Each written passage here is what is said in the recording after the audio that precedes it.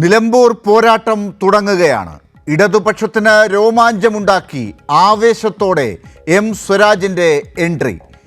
INTUC ഓഫീസിൻ്റെ ജനൽപ്പാളികൾക്കിടയിലൂടെ പുറത്തേക്ക് നീണ്ട തോക്കിൻ കുഴലിൽ നിന്ന് ചീറിപ്പാഞ്ഞ വെടിയുണ്ടകളേറ്റ് പൊലിഞ്ഞ കുഞ്ഞാലിയുടെ ജീവന് വീണ്ടും അരിവാൾ ചുറ്റിക നക്ഷത്രം ചിഹ്നത്തിൽ പകരം ചോദിക്കാനിതാ സ്വരാജിൻ്റെ ഊഴം.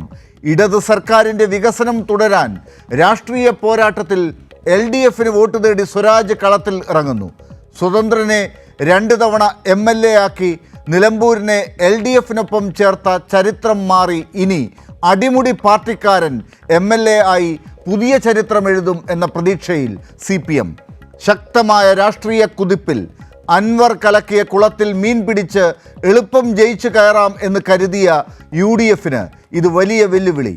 അനിശ്ചിതത്വവും പ്രതീക്ഷകളും ഉപതെരഞ്ഞെടുപ്പിൻ്റെ ആവേശം ഉയർത്തുമ്പോൾ അൻവറിൻ്റെ നാടകീയ നീക്കങ്ങളും UDFൻ്റെ അക്ഷമതയും ആര്യാടൻ്റെ പാതിവഴി നീക്കങ്ങളും എല്ലാം മങ്ങിയിരിക്കുന്നു. സ്വരാജിൻ്റെ തീക്കാറ്റ് പോലുള്ള വരവിൽ നിലമ്പൂരിൽ കാത്തിരുന്ന പോരാട്ടത്തിന് പുതിയ മാനം. പോരാട്ടത്തിൻ്റെ ഗതി തന്നെ മാറുന്നു.